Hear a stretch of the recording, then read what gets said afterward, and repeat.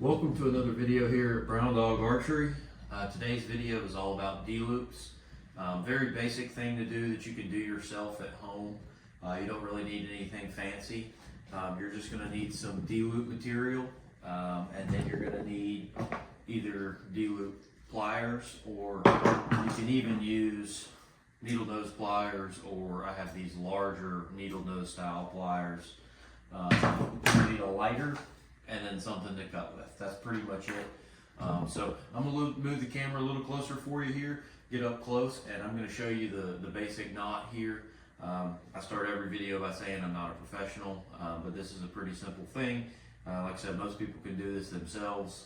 You don't really need a press or anything to tie in a D-loop. So I'm gonna move the camera closer and we'll show you how to do it. All right, so like I said, I've got some D-loop material here. This is BCY number 24. Obviously I don't have a rest on this or a sight. This is just an older bow. I'm just going to tie in a D-loop just to show you how to do it. So there's no center shot or anything. I'm just going to go to the center serving and show you how to tie it. But like I said, BCY number 24 is what I have.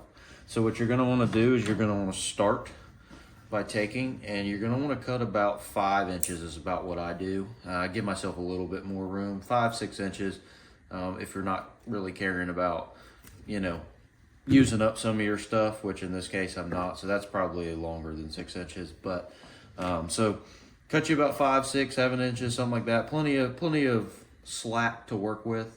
And then I'm going to take, and you're actually going to want to take the end here, and you're going to want to fray it out just like this with your finger. So you'll come over here, fray it out, get it real nice and frayed. And then what you're going to want to do is you're going to want to burn that end with a lighter. So a lighter here. And you're going to want to make a mushroom shape. So I've already got one kind of on this side started, but I'm going to redo that just to show you. So get your lighter going. And you try not to catch this on fire. So just kind of quick heat, let it melt down. You can see here that it's starting to kind of create that mushroom shape on the end there. And that's exactly what you want. You want a big old mushroom head basically on it without catching it on fire if you can avoid it. Been told that if you catch it on fire, kind of ruins the strength a little bit, but I don't know how true that is. But you're gonna want to let that cool down. That's first and foremost. I'm gonna cut this other end, so we'll act like you have 2 uncut ends. So you'll have 2 ends, like I said, they were uncut. That side was uncut. I melted one side. This side is just another uncut that's, you know, frayed and everything. So you're just gonna wanna start with burning one side. Then you're gonna go to, if you have knocking points in here, that's where you would go. Like I said, I don't have knocking points. This is just a practice bow, if you want to call it that. It's an old bow I have that I no longer shoot, but I'm using it for examples. So basically you're going to come to the string wherever your knocking point is, top or bottom, and you're going to take and basically make a horseshoe shape with it. You can grab these 2 ends like this, and then you're just going to go around the string just like so, right? Around the string and through. So it looks like this after you've gone through. Kind of a pretzel looking shape is what I like to call it. And then you're gonna pull the end that is not yet burnt, right? So I've got my mushroom shape is going down. You're gonna pull the end that's not yet burnt and work that mushroom shape down to the center serving. So you'll start getting a shape that kind of looks like this. And then when it's loose like this, you would either bump it to your top or your bottom knock if you have a tied in knock. In this case, like I said, I don't. So we're just gonna act like my knock is right here. And then you would push it up against that knock, and then you would tighten it down, keep pulling, kind of get it a little tight there. You can kind of see it's still loose, still sliding. That's fine for this case. So you can see that's what it looks like on this side. I don't know if that helps at all. And then if I turn it over, that's what it looks like on that side. So you got it kind of tied in there. So there you go, you've got one side tied, it's not tightened down anything crazy. So let's say this was my top knock. So now I'm going down towards the bottom of the bow. So now you're gonna go and you're gonna wrap it around one side of the string. So you go down and under and back through. and you'll almost get like you're about to tie a half hitch kind of look. That's what it looks like, but we're not gonna tie a half hitch. Kind of pull it tight, then we're gonna go around one more time, just like you just did. So you got your kind of almost half hitch that's not, then you go back over again the same way you did that one, and then you're gonna go back through again, and it creates that pretzel shape again. So that's kind of what it looks like there. I'm gonna do it again so you can see it. So we'll back it out. So we've got our one side tied, then we're gonna go underneath and back through, like so. I'm gonna do it slow. And then we're gonna do it again. Underneath and back through this side this time. Hopefully you can see that. And that creates kind of the same thing you have here, right? So one thing to note, and I always get this wrong every time I do it, I have to retie it. As the shooter, you want your top mushroom that you've burnt down facing you, and you want your bottom mushroom facing away from you, so that when you go to pull, you're getting pull from the right side of the string and the left side of the string, so it balances out the pull. So in this case, I actually have them on, if I was to cut and burn this down, I would have my knots on the same side. I don't want that. So I'm gonna untie it, and I'll get to show you how to tie it again. So I went underneath on that one. This time I'm gonna go over the top and back through. Pull that kind of tight. And we'll go back around the same way we just did. Do it again. Same thing, just in reverse. So now, when I go to cut this tag end and burn it, one of my knots is going to be facing me, and one of the knots will be facing away from me. So that's pretty much how you do that. And then if you had a bottom knock, you would put that in there, or you would bump this up against your bottom knock before you tighten down. If you didn't have a bottom knock, then you would take an arrow, which I'm going to grab one here. This is just a practice arrow off of another bow. You would go in here, and you would want a little bit of slop. So this one is not actually meant for that one. Let me get this arrow. See if this one will clip. So you can see, yeah, that one will clip on there. Okay, so you can see that that one's in there. If you didn't have a bottom knock, or you had no knocks at all, you would want a little slop in your knock there, right? So, I don't know if you can see this. Kind of a little bit of movement, that's a little much. You want just a little movement, because you don't want knock pinch. When you go to tie these down, if you have knock pinch, when you draw the bow back, if there is knock pinch, the arrow will actually lift up off of your rest, and it'll cause tuning inconsistencies, and you'll just get really frustrated. So you just want to make sure that whatever you do, that there is a little bit, maybe about one serving length is what they say, but I do a little more than that, just so I know that there's not any knock pinch in there. So you want to just be mindful of that. But then your next step would be, I like a very tight D-loop here, so I'm gonna press it down and get it really cinched down. So basically like flat all the way across here. No rainbow-ish look here, because when you go to tighten it down, it's gonna kind of stretch itself out. So you kind of tighten it down by hand about where you want it, get it kind of tight.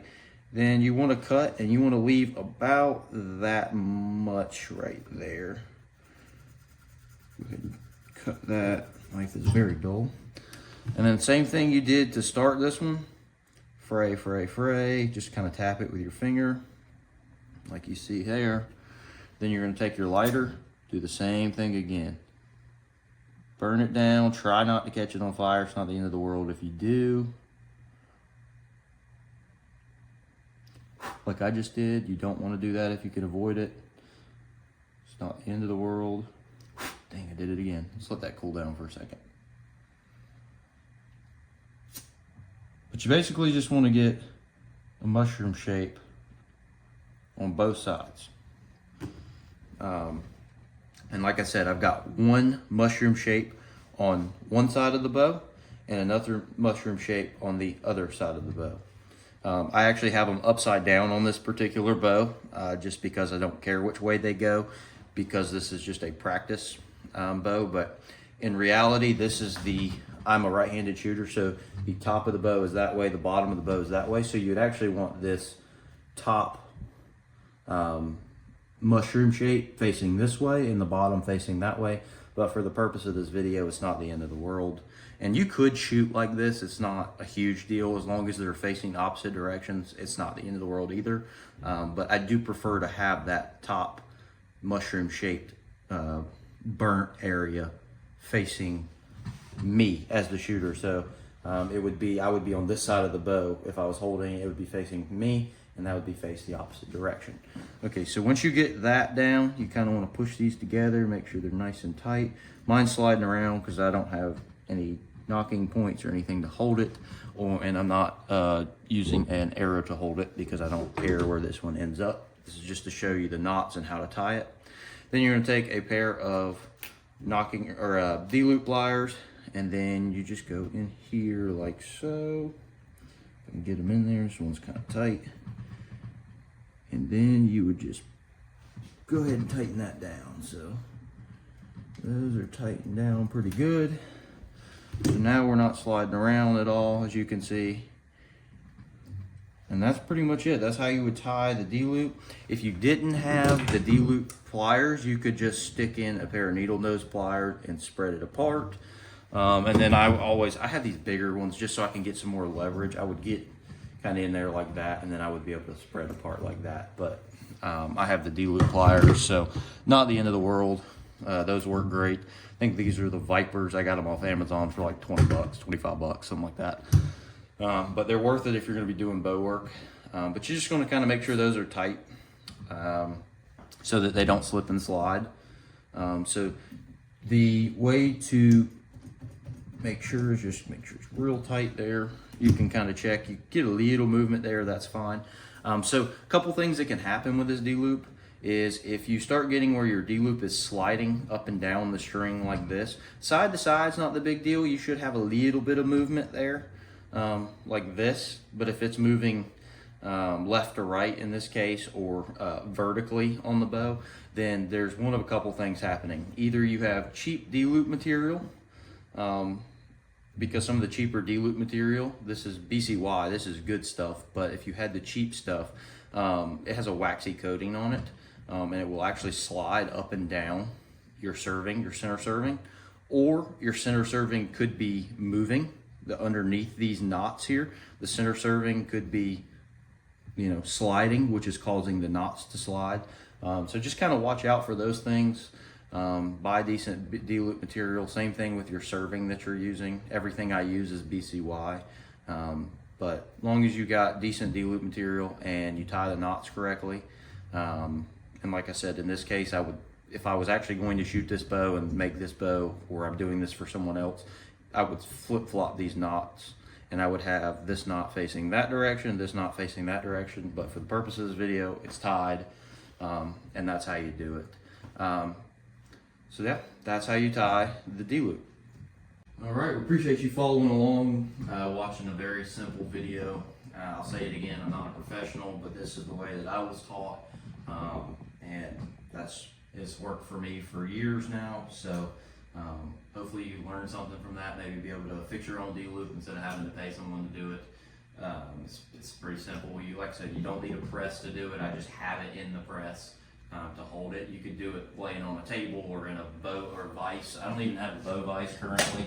I just use this Harbor Freight vise, and it works great for everything I need. I am going to buy a bow vise at some point. You can put it in that and tie in a D-loop. But we'll go over center shot in another video, finding center shot. And other things so that you can make sure if you're setting a bow up from, let's say, the very get-go, you'll know how to do it. But that is a simple D-loop. I know it's very simple for some people don't know how to do it, but hopefully it'll help you out. We're just going through the basics to help people get into archery. If you got any questions, you can reach out to us on our Instagram. I'll keep the comments off on YouTube just because some people like to be rude, and I'm not in the mood to put up with rudeness. So yeah, if you got any questions, reach out to us on Instagram. You can DM us, follow us there. We got a Facebook page as well if you're interested. We're going to do some more archery build videos, quote unquote build, just like basic maintenance, how to time bows, things like that, and work on bows. But then we'll also have some hunting videos, whether it be deer hunting, it might be turkey hunting, it could be fishing videos. It's kind of an outdoor page, but we really focus on bows specifically. So yeah, we appreciate you following along. Hit that subscribe button, hit that like button, check us out on Instagram and Facebook, and we'll catch you on another video here at Brown Dog Archery.